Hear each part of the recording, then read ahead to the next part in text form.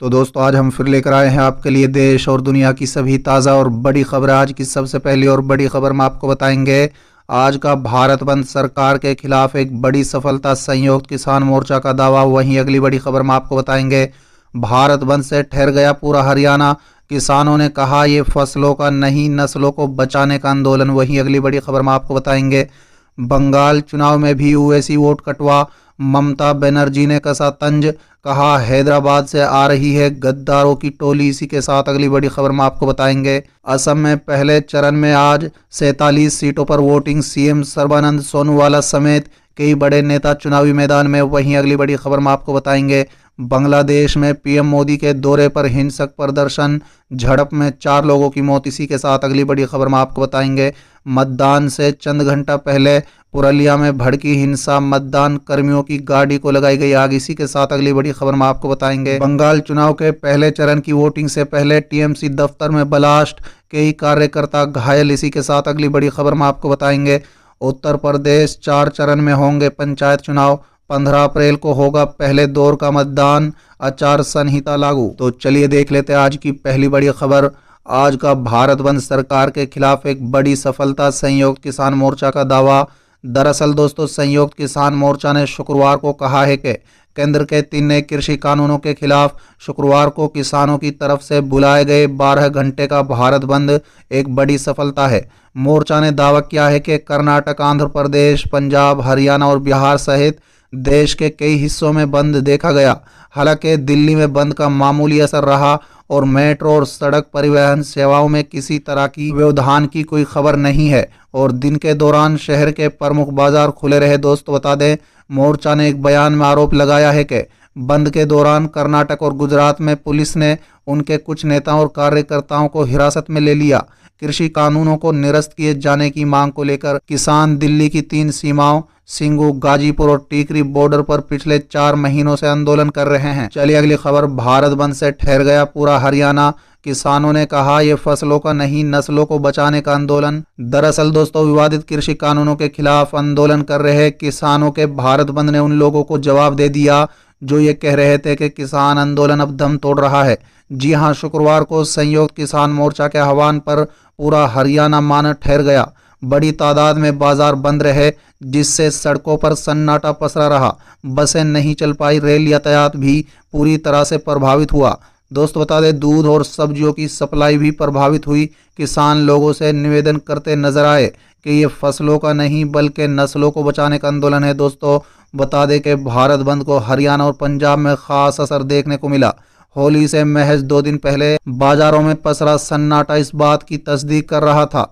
चंडीगढ़ तक बाजारों में यही हालात रहे। किसान सुबह से ही मुख्य सड़कों और रेल पटरियों पर बैठ गए। चलिए अगली खबर, बंगाल चुनाव में भी ओवैसी वोट कटवा, ममता बनर्जी ने कसा तंज, कहा हैदराबाद से आ रही है गद्दारों की टोली। दरअसल दोस्तों, बंगाल विधानसभा चुनाव में मुस्लिम वोटों पर सभी पार्टियों की नजर है। बंगाल में मुस्लिम वोटों पर सोनमारी करने के लिए ऑल इंडिया मजलिस इत्तेहादुल मुस्लिमीन और इंडियन सेकुलर फ्रंट पार्टी भी तैयार हैं। हालांकि संयुक्त किसान मोर्चा की एआईएसएफ जहां बीजेपी का वोट काटने उतरेगी, वहीं ऑल इंडिया मजलिस इत्तेहादुल मुस्लिमीन पार्टी को उतरने से टीएमसी के मुस्लिम वोटों पर सोंदमारी निश्चित है। दोस्तों बता दें, मुस्लिम वोटों पर सोंदमारी से चिंतित टीएमसी सुप्रीमो ममता बनर्जी ने ऑल इंडिया मजलिस इत्तेहादुल मुस्लिमीन पार्टी के चीफ असदुद्दीन ओवैसी पर हमला बोला है। दोस्तों बता दें, चंद्रकोना में जनसभा को संबोधित करते हुए ममता बनर्जी ने नाम लिए बगैर कहा है कि बंगाल में वोट काटने का खेल खेलने की तैयारी हो रही है। बीजेपी से फंड लेकर वोट काटने का खेल खेला जाने वाला है। उन्होंने ओवैसी पर कटाक्ष करते हुए कहा है कि हैदराबाद से गद्दार बंगाल आ रहे हैं। हैदराबाद से आने वाले गद्दार मुस्लिमों का वोट पर सोंदमारी करेंगे।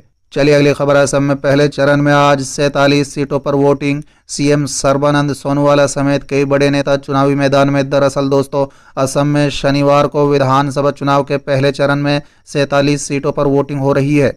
पहले चरण में कुल 264 उम्मीदवार चुनावी मैदान में हैं, जिनमें 78 निर्दलीय उम्मीदवार हैं। साथ ही 23 महिलाएं भी पहले चरण में चुनावी मैदान में हैं। पहले चरण में मुख्यमंत्री सर्बानंद सोनोवाल, विधानसभा अध्यक्ष हितेंद्र नाथ गोस्वामी, कांग्रेस प्रदेश अध्यक्ष रिपुन बोरा समेत कई मंत्री चुनावी मैदान में हैं। दोस्तों बता दें वोटिंग के लिए इस बार 1 घंटा समय बढ़ाया गया है। वोटिंग सुबह 7 बजे से शुरू होगी और शाम 6 बजे खत्म होगी। साथ ही मतदान केंद्र पर कोरोना महामारी से बचने के लिए विशेष इंतजाम किए गए हैं। पहले चरण की 47 में से 39 पर बीजेपी और 10 पर उसकी सहयोगी पार्टी एजेपी चुनावी मैदान में है। दोस्तों बता दें वहीं कांग्रेस 43 सीटों पर, जबकि उसके सहयोगी दल एआईयूडीएफ, आरजेडी, आंचलिक गणमोर्चा और सीपीआईएमएल एक एक सीट पर चुनावी मैदान में है। असम जातीय परिषद 41 सीटों पर, जबकि राइजर दल 19 सीटों पर चुनाव लड़ रहा है। दोस्तों बता दें असम विधानसभा में 126 सीटें हैं और यहां चुनाव 3 चरण में हो रहे हैं। दूसरा चरण का चुनाव 1 अप्रैल और तीसरे और आखिरी चरण का चुनाव 6 अप्रैल को होगा। चलिए अगली खबर। बांग्लादेश में पीएम मोदी के दौरे पर हिंसक प्रदर्शन, झड़प में 4 लोगों की मौत। दरअसल दोस्तों पीएम मोदी 2 दिवसीय दौरे पर बांग्लादेश पहुंचे हुए हैं। दोस्तों बता दें प्रधानमंत्री नरेंद्र मोदी का दौरे का कई संगठन विरोध कर रहे हैं।